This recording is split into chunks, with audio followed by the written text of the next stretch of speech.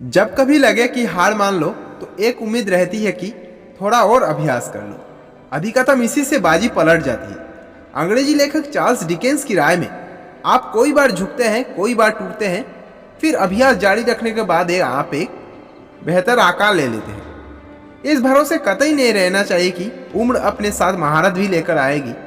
जीने की तरह अभ्यास करते जाना सकारात्मक प्रक्रिया है।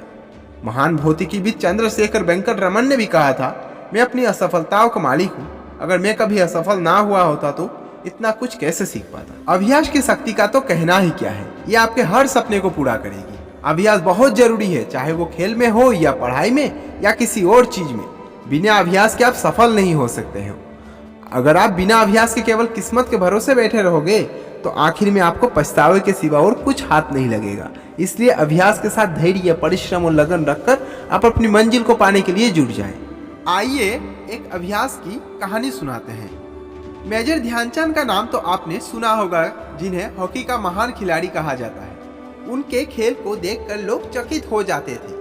ध्यानचंद जब प्रैक्टिस करते थे तो रेलगाड़ी की पटरी पर प्रैक्टिस करते थे ताकि बॉल को ठीक बैलेंस कर सके और बॉल ना गिरे। एक बार ओलंपिक में जब वे खेल रहे थे तब बहुत देर खेलने के बाद भी उनका एक भी गोल नहीं हुआ। तब उनके साथियों ने उनसे कहा कि क्या बात है, आज आप एक भी गोल नहीं कर पाए। तब उन्होंने अपने साथी से कहा कि मुझे लगता है कि गोल बॉक्स में ही कुछ प्रॉब्लम है, आप रेफरी को बुलाओ और उसको नापो। जब रेफरी आया और उसने गोल नापा, 2 गोल बॉक्स 2 फुट छोटा था।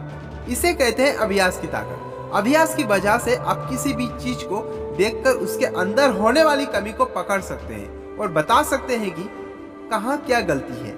ये केवल अभ्यास से ही संभव है।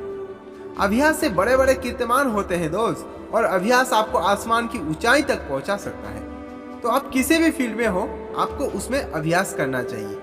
अभ्यास आपको सफल बनाता है।